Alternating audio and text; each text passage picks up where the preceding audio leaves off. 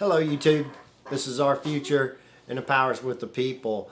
This video is going to be on depression and antidepressants and what happens if there's a supply chain problem and people, millions of people, just all of a sudden abruptly stop taking these antidepressants. But before we get into that, I just want to cover the censorship that my channel has endured, and I want to give a shout out to different channels like Critics 13 that has repeatedly mirrored and downloaded my videos.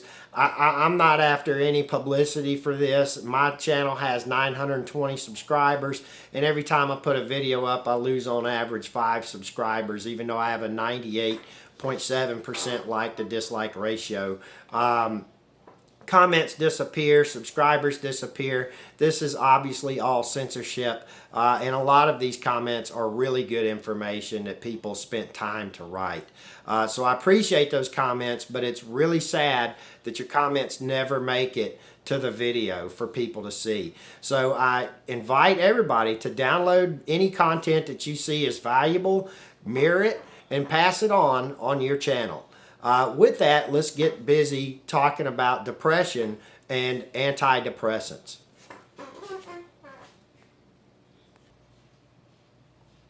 Okay, so obviously depression is a major problem in the United States, and I'm sure it is in Europe as well, and also Australia and New Zealand and other countries.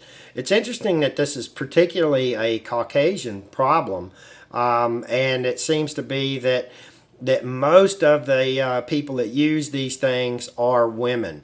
But let's look at this by the numbers and talk about it, because we need to take this extremely seriously. So this is from the American Psychological Association, and as we see here, 12.7% of the population in the U.S. over the age of 12 took antidepressant medications in the last month, according to the analysis from the National Center of Health Statistics. Most antidepressants are used to treat, we'll go through this as quick as possible. 64%, the increase in the percentage of people using antidepressants between 1999 and 2014. In 1999, 7.7% of the population took the medication. 19.1%, the percentage of older adults over age 60 who took antidepressants in the last month. Antidepressant use increases with age. These medications are used by 16.6% of the people ages 40 to 59, 7.8% of those 20 to 39, and 3.4% of adolescents aged 12 to 19. 2 times. Women are twice as likely as men to take antidepressant medication, 16.5% compared with 8.6%. Women are more likely than men to take antidepressants in every age group. 16.5%, the percentage of non-Hispanic white Americans taking antidepressants, about 3 times as much as any other race or ethnic group. By comparison, 5.6% of non-Hispanic black Americans, 5% of Hispanic Americans, and 3.4% of non-Hispanic Asian Americans took antidepressants in the last month.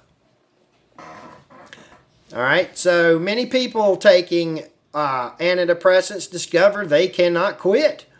And long-term use of antidepressants is increasing in the United States. A new analysis of federal data by the New York Times shows almost 25 million, think of this number, 25 million adults have been taking antidepressants for at least 2 years, a 60% increase since 2010. So there's actually I'm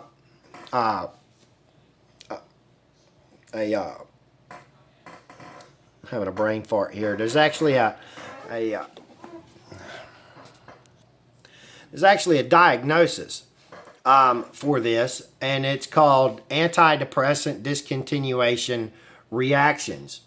All right, and let's see, I have this highlighted right here, but let's look at the paragraph above that, And it says the incidence of discontinuations reactions is unclear owing to lack of research and of the accepted definition of what constitutes a discontinuation reaction.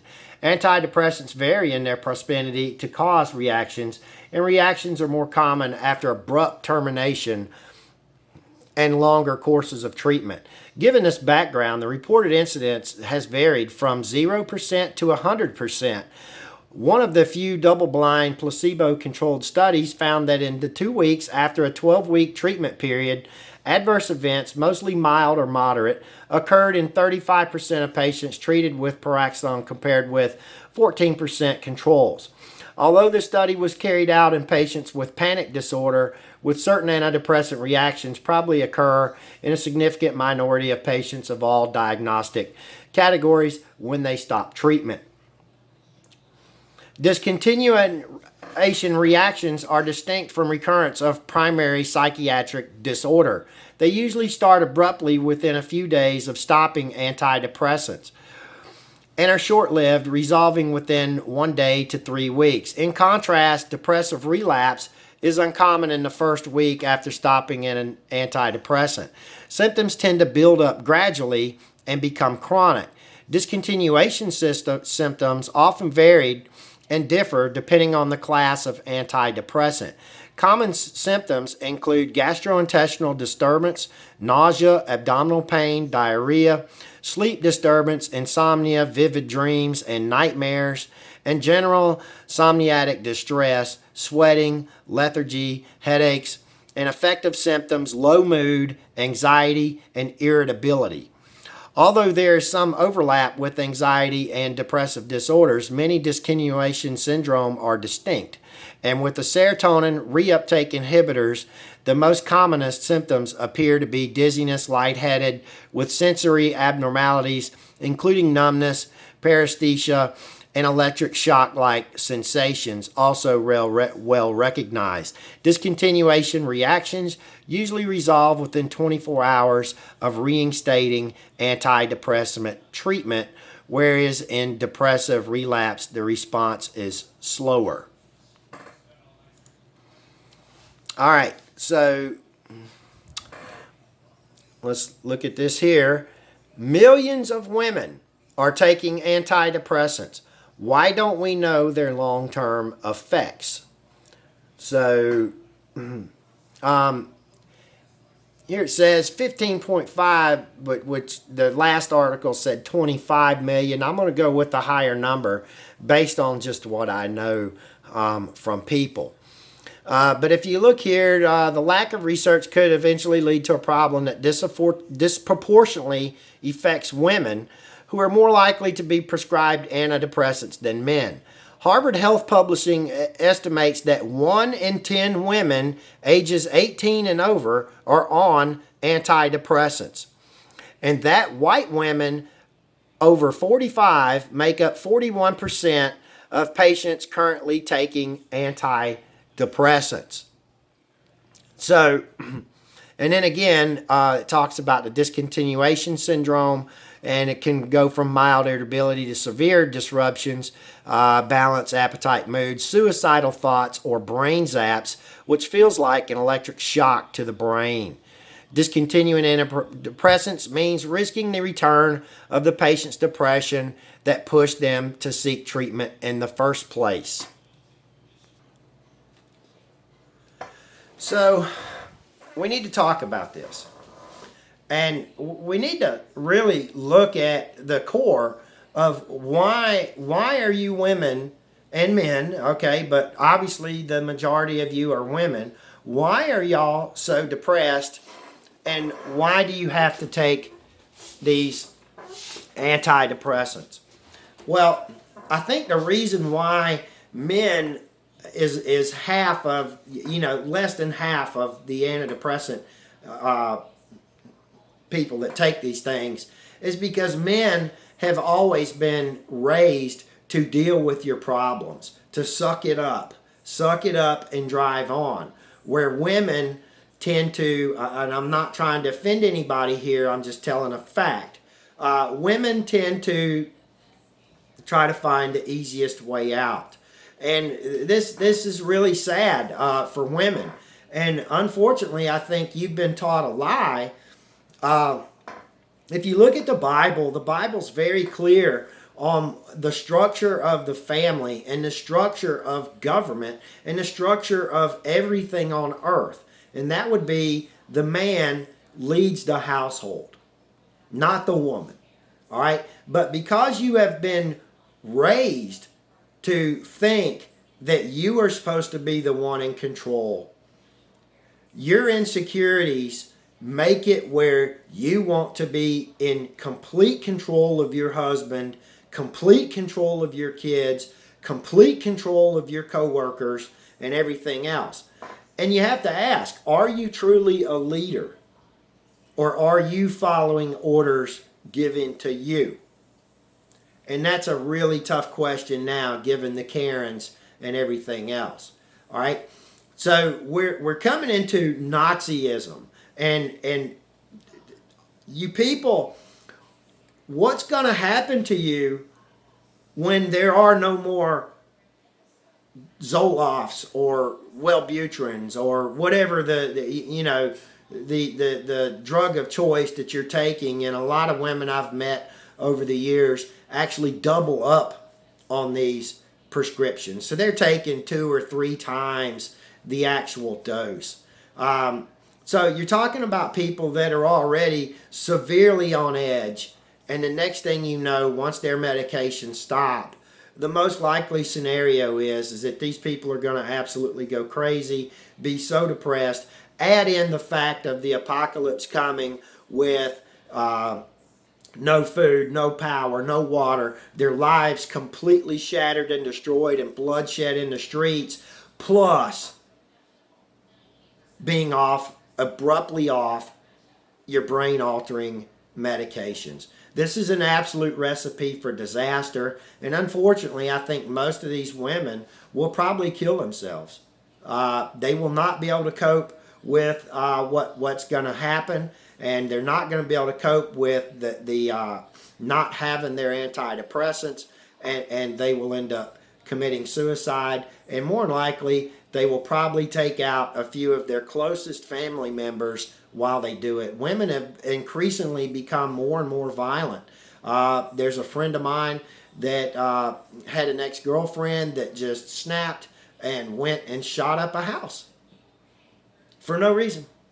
And she could have killed somebody. She was very lucky that she didn't do that. But these are the places where we're headed.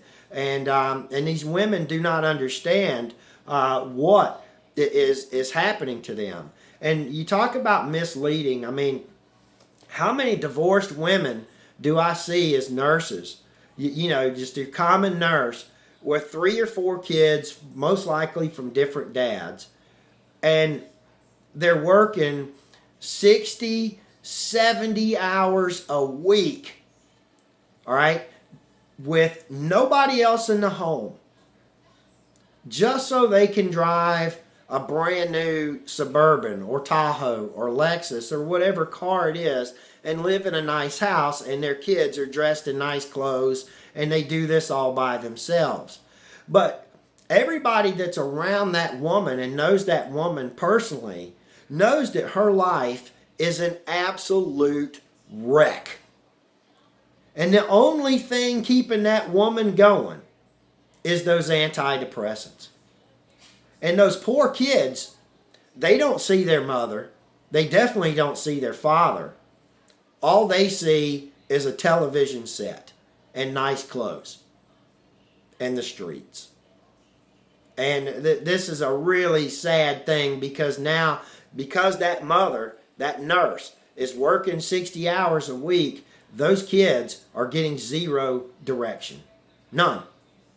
And if the grandparents are watching them, the grandparents more than likely cannot control 4 kids like that. So those kids are just going to do whatever they want to do. So look at what we're raising and look at what caused it. I truly believe we need to go back to the biblical order of family, business, and government. And women will be more happy in the end All you have to do is let go of your prized Tahoe. All you have to do is let go of your prized BMW. And let go of that $500,000 house that you're working 60 hours a week for. And you can rest. And you can be your own boss at home under the direction of your husband. And if he's a good Christian husband, y'all can work together and raise a better generation. But for the coming apocalypse that's coming, and I'm absolutely 100% sure it's coming, these people are going to suffer like they've never suffered before. Pray and help these people, because I just got a terrible feeling. 25 million adults. We're already a powder keg. But when you add in 25 million that abruptly stop antidepressant medication, we're in big trouble. Big, big trouble. God bless.